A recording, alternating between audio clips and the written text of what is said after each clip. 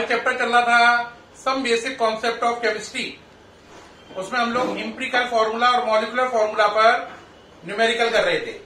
आज का जो न्यूमेरिकल है वो एनसीईआरटी का सबसे टफ न्यूमेरिकल है इस चैप्टर का, एम्पिरिकल और मॉलिक्यूलर फॉर्मूला पर। क्या क्वेश्चन है देखें। A welding fuel gas contains carbon and hydrogen only. Burning a small sample of it in oxygen gave 3.38 gram of CO2, 0.690 gram of water and no other products. इसका मतलब हुआ एक welding gas है, उसके अंदर केवल कार्बन और hydrogen है।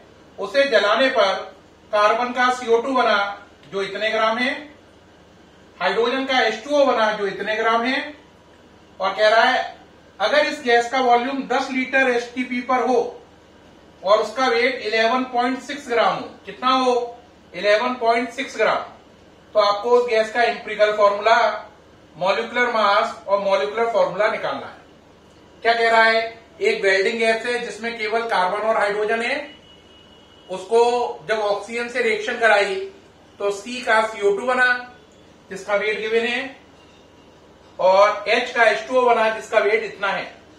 तो अगर CO2 और वाटर के वेट दे रखे हैं और कह रहा है इस गैस के 10 लीटर का वजन 11.6 ग्राम हो एसटीपी पर, तो आप इस गैस का एम्पिरिकल फॉर्मूला, मॉलिक्यूलर मास और मॉलिक्यूलर फॉर्मूला निकालिए। ठीक, अब मैं क्या करूंगा, स्ट्रेटेजी सुनो। CO2 के वेट से कार्बन का परसेंटेज निकालूंगा, H2O के वेट से हाइड्रोजन का। कार्बन हाइड्रोजन के परसेंटेज से मैं उसका एम्पिरिकल फॉर्मूला निकालूंगा।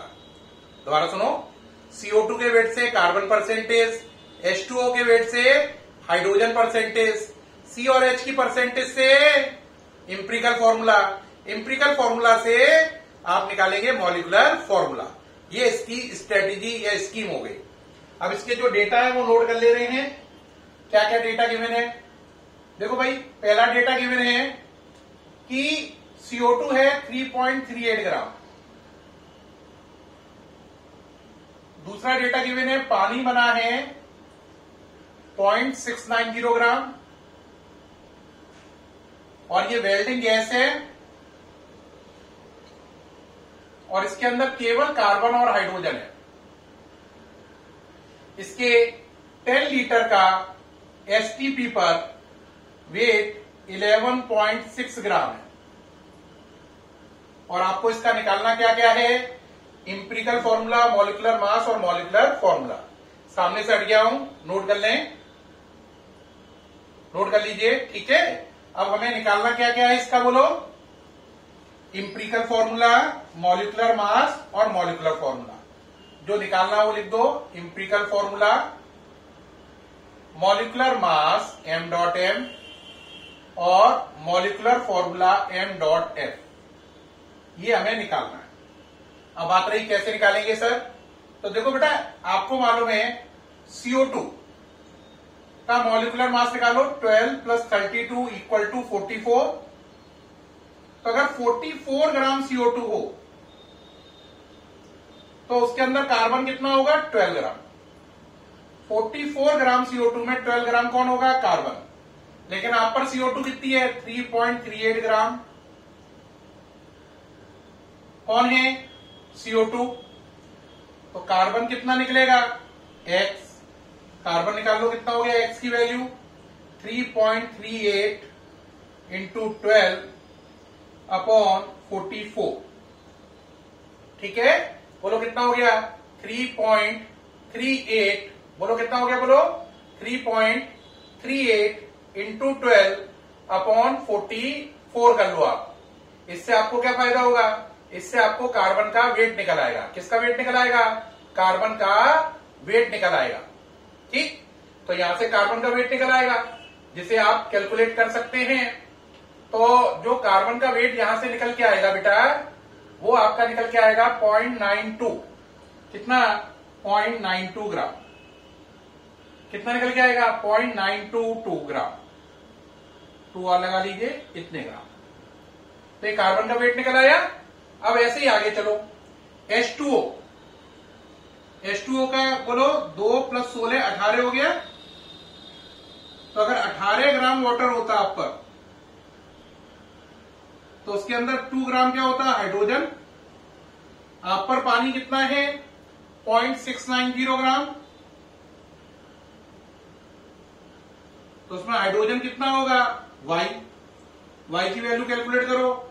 0.690 इंटू 2/80 कितना लिखा है? 0.690 इंटू 2/80। ये वैल्यू आ रही है, इसको सॉल्व करिए, ये आ जाएगी 0.077 ग्राम। 0.077 ग्राम।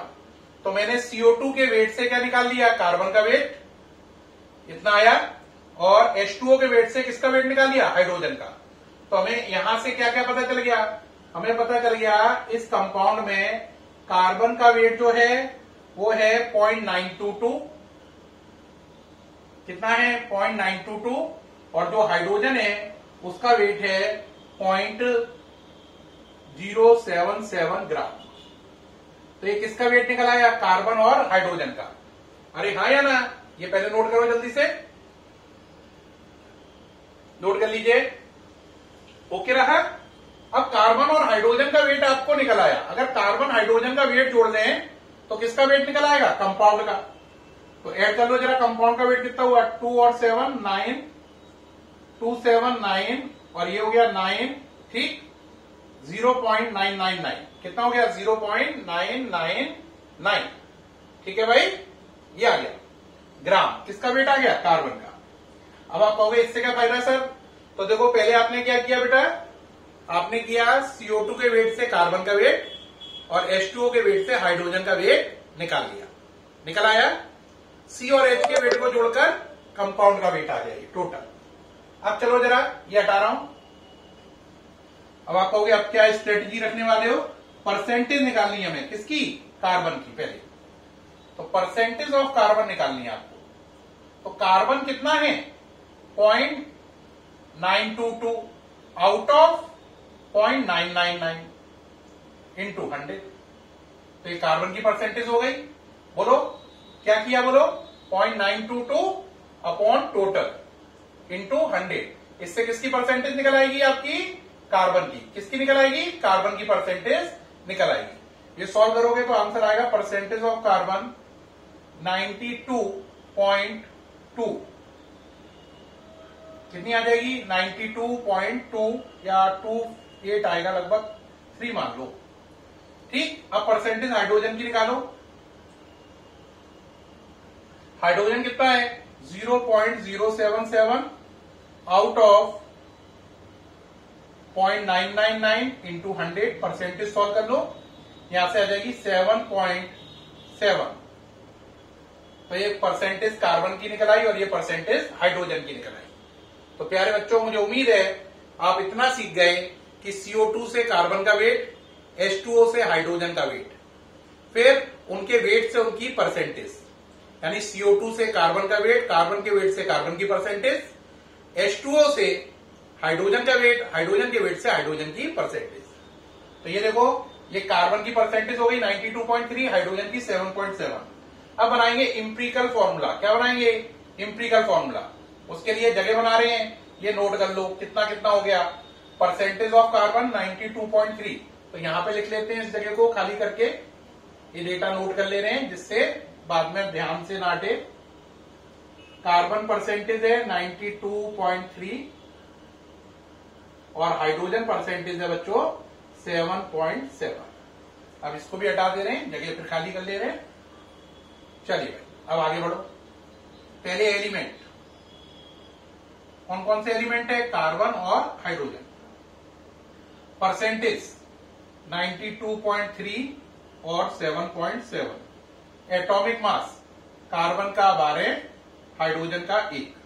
Percentage divide by atomic mass, तो 92.3 डिवाइड बाय 12, 7.7 डिवाइड बाय 1।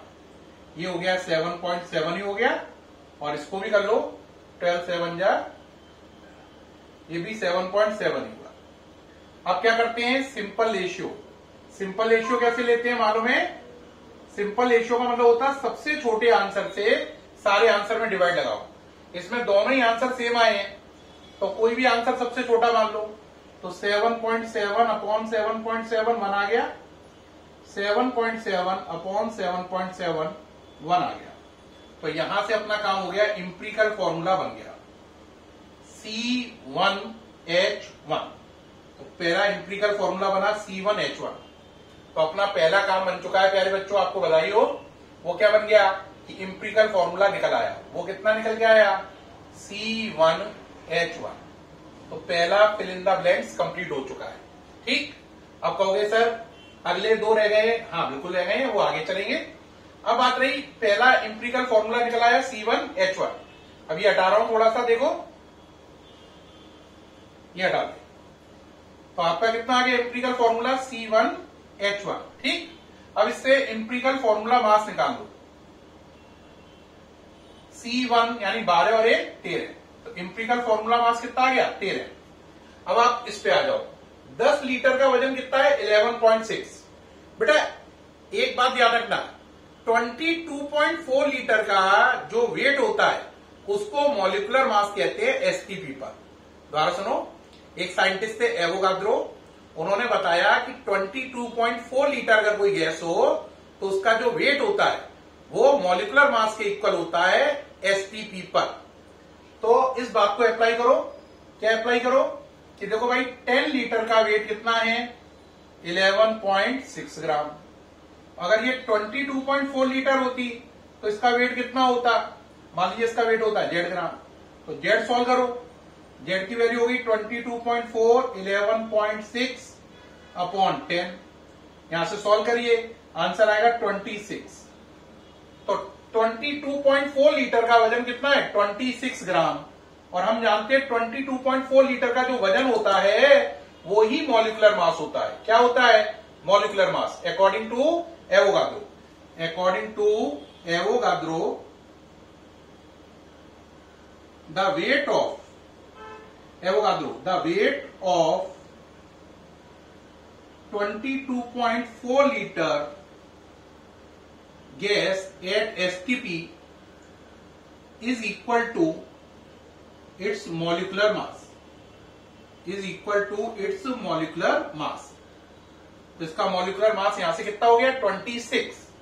तो यहां से मॉलिक्यूलर मास भी निकल आया, आंसर वो 26 हो गया। तो ये सेकंड काम भी बन गया।